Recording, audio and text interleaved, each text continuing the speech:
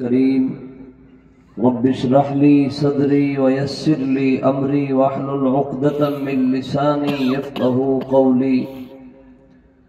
قال الله تبارك وتعالى في القرآن العظيم: ان الله قال رسول الله صلى الله عليه وسلم: ان الله يرفع بهذا الكتاب اقواما ويضع به آخرين أو كما قال عليه الصلاة والسلام. اللهم صل على محمد وعلى آل محمد كما صليت على إبراهيم وعلى آل إبراهيم إنك حميد مجيد. رب صل وسلم دائما أبدا على حبيبك خير الخلق كلهم.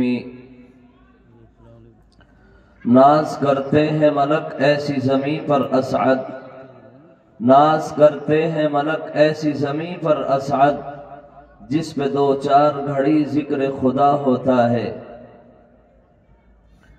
قابل احترام معزز علماء کرام، بزرگوں، پیارے بھائیوں، عزیز نوجوانوں، اللہ کا بے پناہ کرم اور اس کا احسان ہے. اس رب کائنات نے، اس پروردگار عالم نے قرآن کی محبت میں، مدرسے کی محبت میں ہم سب کو جمع ہونے کا موقع عنایت فرمایا ہے. اللہ کی اس عطا اور اس احسان پر ہم اپنے خالق اور مالک کا جتنا بھی شکر ادا کریں وہ کم ہے. اللہ ہمیں اپنے نیک بندوں میں شامل فرما لے. بہت دیر سے آپ حضرات مفید اور کارآمد باتیں سن رہے ہیں. عمل کے لیے یہی کافی ہے. اب گنجائش نہیں ہے کہ تفصیلی بات آپ کے سامنے رکھی جائے. میرے بھائیوں،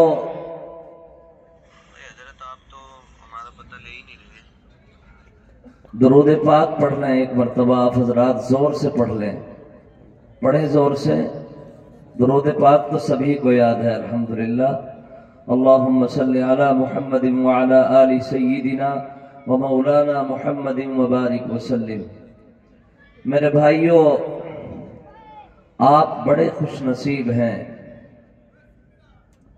آپ کس زبان سے اللہ کا شکر ادا کرو گے؟ آپ کی برادری میں ایک عظیم شخصیت گزری ہے، مفکر قوم و ملت، مرشد الامت، حضرت مولانا مفتی مہربان صاحب نور اللہ مرقدہ کہتے ہوئے زبان لرز رہی ہے. آج حضرت دنیا میں نہیں. بہت کم عمر اللہ نے عطا فرمائی. تقریباً 44 سال عمر حضرت رہے اس دنیا میں. کتنا بڑا کام. ایسا لگتا تھا کہ ان کے جسم کے روئیں روئیں میں قوم و ملت کا درد بسا ہوا ہے. دیکھنے میں آتا ہے کہ ان کا سایہ جس شخص پر بھی پڑا ہے، جس خوش نصیب انسان نے ان کی صحبت، ان کی خدمت کا موقع اس کو ملا ہے، تھوڑا یا زیادہ، وہ ایک نئی پہچان بن گیا. اس کا فیض علاقوں میں جاری اور ساری. الحمدللہ آپ حضرات کے اس پروگرام میں اسٹیج پر رفیق محترم حضرت مولانا شعیب احمد صاحب دامت برکاتہم، خادم القرآن، عاشق قرآن، حضرت مولانا شعیب صاحب پر حضرت مفتی مہربان کا خاص سایہ رہا. خدمت کا موقع ملا. اللہ نے پورے علاقے کو سیراب کر دیا ہے ان کے ذریعے سے. ایسا کام کر رہے ہیں، اللہ ایسا کام لے رہا ہے کہ بڑے بڑے مجبور ہیں کہنے پر کہ بڑی مدت میں ساقی بھیجتا ہے، ایسا مستانہ بدل دیتا ہے جو بگڑا ہوا دستور میں خانہ۔ بڑے بڑے کہتے ہیں کہ ایسے دیوانے، ایسے فرزانے جسے دیوانگی کہتے ہیں الفت کی عجب سے ہے، غنیمت ہے کہ صدیوں میں کوئی دیوانہ بن جائے۔ حضرت مولانا محمد شعیب صاحب پر حضرت کا سایہ پڑا، حضرت مفتی مہربان صاحب کا سایہ پڑا، ان کی خدمت کا موقع ملا۔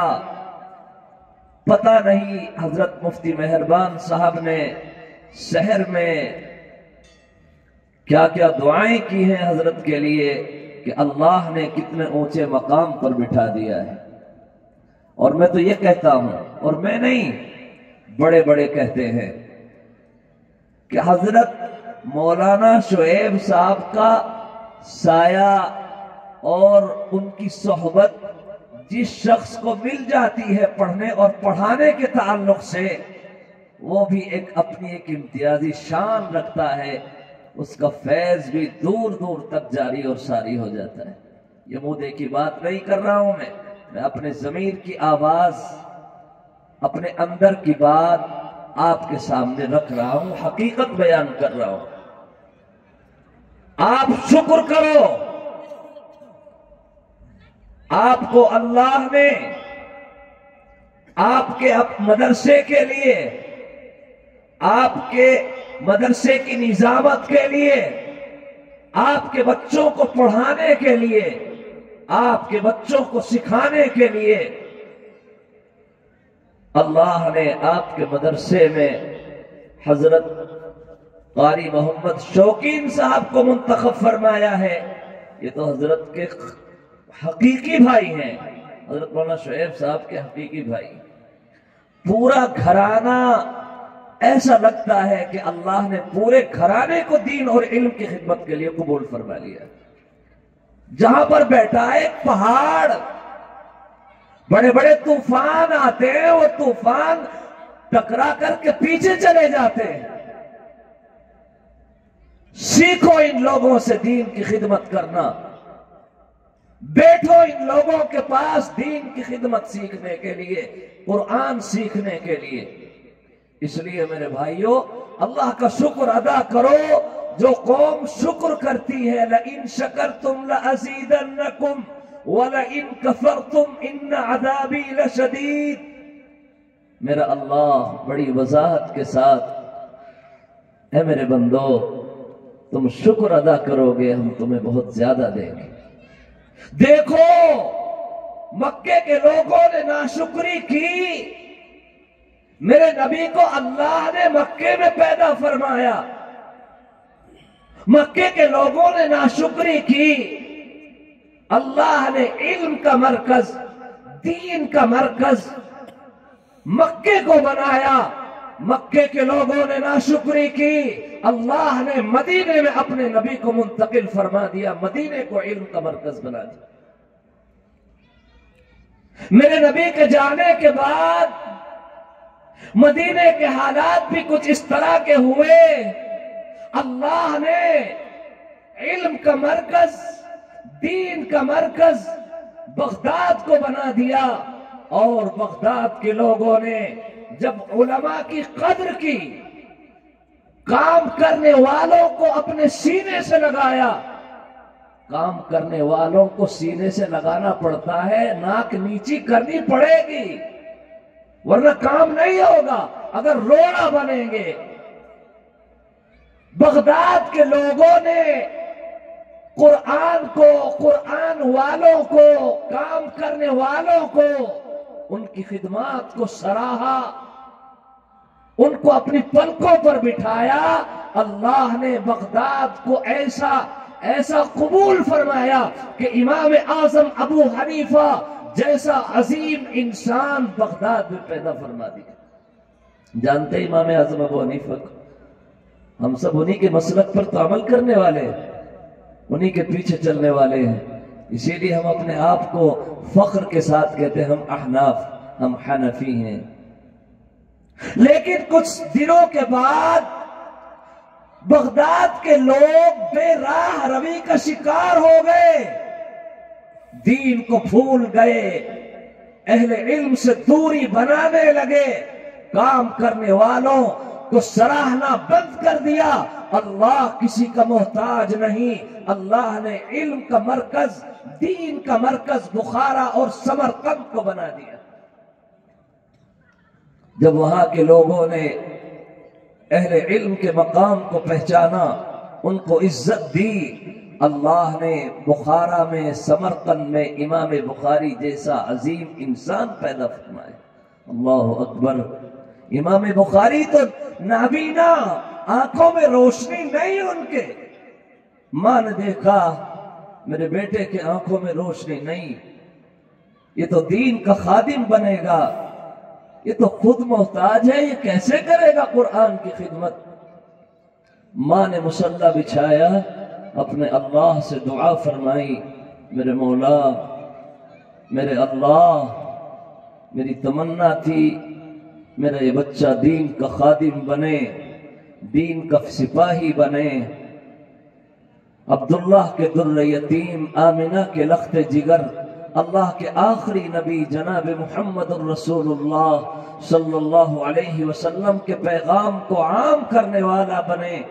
اللہ یہ تو خود محتاج ہے، اس کی آنکھوں میں روشنی نہیں. میرے مولا تو ناممکن کو ممکن بنانے والا ہے، اللہ اس کی آنکھوں میں روشنی پیدا فرما دے. اللہ نے ان کی ماں کی دعاؤں کی لاج رکھی، اللہ نے ان کی آنکھوں میں روشنی پیدا کر دی، اور امام بخاری نے وہ کام کر کے دکھایا. ایسی کتاب لکھی، اصح الکتب بعد کتاب اللہ البخاری. اللہ کی کتاب کے بعد سب سے بڑی کتاب، سب سے مقدس اور معتبر کتاب امام بخاری کی بخاری. یہ کب ہوا؟ یہ اس وقت ہوا جب وہاں کے لوگوں نے اہل علم کی قدردانی کی، کام کرنے والوں کو سراہا، ان کی خدمات کو سراہا، ان کی حوصلہ افزائی کی. میرے بھائیو، یاد کرو ان حالات کو.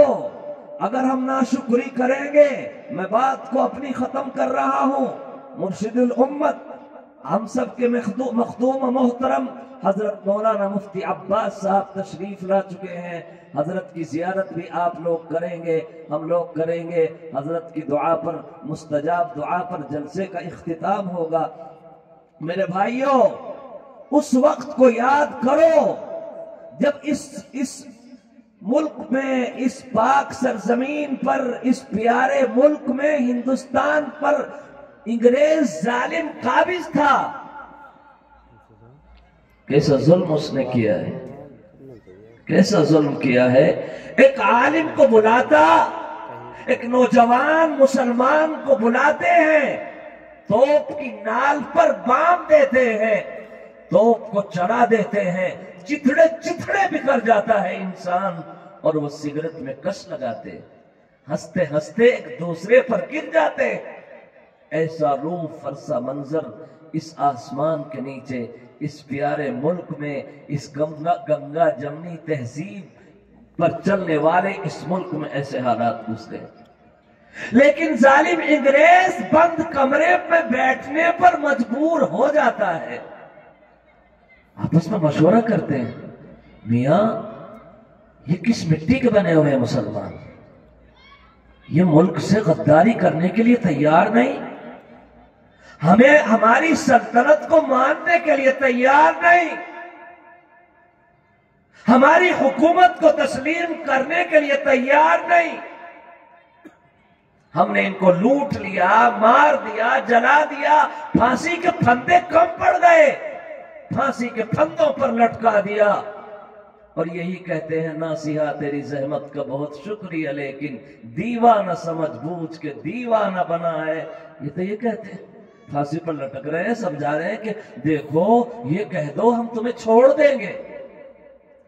بند کمرے میں بیٹھ کر کے مشورہ کرتے ہیں کہ میاں اب گولی نہیں چلے گی، اب ہم گولی نہیں چلائیں گے، اب ہم توپ نہیں چلائیں گے، اب ہم کسی کو نہیں ماریں گے۔ بہت ہم پریشان ہو گئے، تھک گئے۔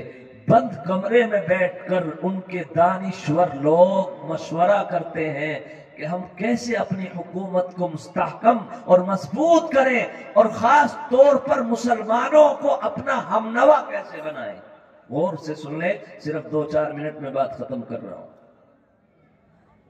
میرے بھائیوں، کیا مشورہ کرتے ہیں کہ ہمیں ہندوستان میں ایسی جماعت تیار کرنی ہے جو دیکھنے میں ہندوستانی ہو لیکن ان کی سوچ انگریز جیسی ہو۔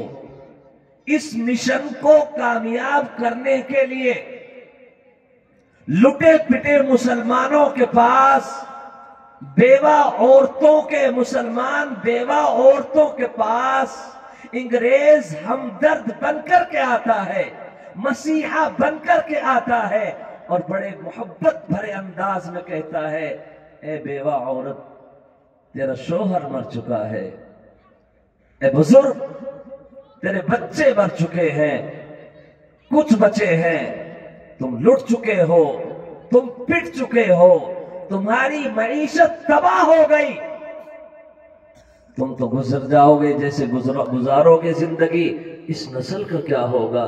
اس نسل کو تم ہمارے حوالے کر دو، ہم تمہارے بچوں کو پڑھائیں گے، ہم تمہارے بچوں کو کتابیں دیں گے، ہم تمہارے بچوں کو کھانا دیں گے، ہم تمہارے بچوں کو کپڑے دیں گے، ہم تمہارے بچوں کو وظیفہ دیں گے، تم اپنے بچوں کو ہمارے حوالے کر دو۔ کتنے خطرناک روپ لے کر کے انگریز آیا ہے۔ ابھی تک تو وہ ہماری جان کا دشمن تھا، اب وہ ہمارے ایمان کا دشمن، قرآن کا دشمن۔ یہ آواز حجت الاسلام مولانا قاسم نانوتوی کے کانوں میں پہنچتی ہے، مولانا قاسم نانوتوی پریشان ہو جاتے ہیں۔ اللہ اکبر! یہ قوم، یہ ملت یوں ہی نہیں بچی میرے بھائیوں، یوں ہی نہیں بچی ہے، بڑی محنتیں کی ہیں ہمارے اکابر نے۔ حضرت مولانا قاسم نانوتوی علماء کو بلاتے ہیں، اے میری قوم کے غیور علماء، آج انگریز مسیحا بن کر کے گھر گھر جا رہا ہے مسلمان ماؤں بہنوں کے پاس، میرے بزرگوں کے پاس، اور انہوں نے لالچ دے رہا ہے کہ تمہارے بچوں کو ہم پڑھائیں گے، تمہارے بچوں کو ہم سکھائیں گے، تمہارے بچوں کو ہم یہ بنائیں گے، تمہارے بچوں کو ہم پیسے دیں گے، تمہارے گھر کے اخراجات ہم اٹھائیں گے، تم اپنے بچوں کو ہمارے حوالے کر دو۔ ابھی تک وہ آج تک ہماری جان کا دشمن تھا، آج وہ ہمارے ایمان پر ڈاکے ڈال رہا، ہمارے ایمان کو کھرچنا چاہتا ہے۔ اس لیے اعلان کرو جا کر کے گاؤں میں، بستیوں میں، دیہاتوں میں، گلیوں میں جا کر کے اعلان کرو۔ حجت الاسلام کے پاس وہ منصوبہ ہے کہ جب اس منصوبے کو عملی جامہ پہنایا جائے گا تو ایسی جماعت ہم تیار کریں گے جو دیکھنے میں تو ہندوستانی ہوگی لیکن ان کی سوچ صدیق اکبر کی سوچ ہوگی، فاروق اعظم کی سوچ ہوگی، علی مرتضیٰ کی سوچ ہوگی۔ دارالعلوم کی بنیاد رکھتے ہیں، مظاہر العلوم کی بنیاد رکھی جاتی ہے، اور ہندوستان میں مدارس کا جال پھیلایا جاتا ہے۔ کیسے افراد؟ حضرت مولانا الیاس پیدا ہوئے، حضرت مولانا حسین احمد مدنی پیدا ہوئے، ایسے جیالے پیدا ہوئے، گونجے گا چاروں کھوٹ پہ نانوتوی کا نام، بانٹا ہے آپ نے بادہ عرفان مصطفیٰ۔ اس لیے میرے بھائیوں، اپنے حال پر ترس کھاؤ، اپنے حال پر ترس کھاؤ، محبت کے ساتھ زندگی گزارو، اختلافات اور انتشار کو ختم کرو، ایک نظر سے پوری دنیا کو دیکھو، دنیا ہمارے سامنے کیا منظرنامہ پیش کر رہی ہے۔ قرآن پڑھو، وقالت اليہود لیست النصارى على شيء وقالت النصارى لیست اليہود على شيء۔ یہودی یہ کہتے ہیں عیسائیوں کا کوئی مذہب نہیں، عیسائی یہ کہتے ہیں یہودیوں کا کوئی مذہب نہیں، لیکن آج انہوں نے اپنے تمام اختلاف بھلا کر ایک پلیٹ میں تمام کے تمام یہودی، تمام کے تمام عیسائی ایک پلیٹ میں بیٹھ کر کے کھانا کھا رہے ہیں، ایک جھنڈے کے نیچے کھڑے ہوئے ہیں۔ یہ وہی وقت ہے جس کے بارے میں میرے آقا نے کہا تھا تتداعى علیکم الامم کما تتداعى الآکلۃ الی قصعتها۔ میرے نبی نے اپنی صحابہ سے، امت کے لوگوں سے کہا تھا، اے میری امت کے لوگوں، ایسے حالات آئیں گے، لوگ تمہارے ایسے ٹوٹیں گے تمہاری طرف جیسے بھوکوں کو دسترخوان پر بلایا جاتا ہے اور وہ ٹوٹ کر کے پڑتے ہیں۔ حضرت تشریف لا رہے ہیں، نعرہ لگائیں آپ حضرات، نعرہ تکبیر، اللہ اکبر، نعرہ تکبیر، اللہ اکبر، حضرت مولانا مفتی عباس صاحب زندہ باد، حضرت مولانا مفتی عباس صاحب زندہ باد۔ میرے بھائیوں، بیداری کو ثبوت دو۔ آپ بڑے خوش نصیب ہیں کہ ایسی عظیم شخصیات اسٹیج پر تشریف لا رہی ہیں۔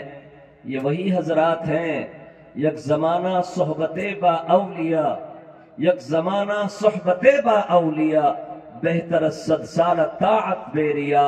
ایسے لوگوں کو دیکھنا، ایسے لوگوں کی زیارت کرنا 100 سال کی وہ نفلی عبادت جو خالص اللہ کے لیے کی گئی ہو اس سے بھی بڑھ کر ہے۔ اس لیے آپ بڑے خوش نصیب ہیں۔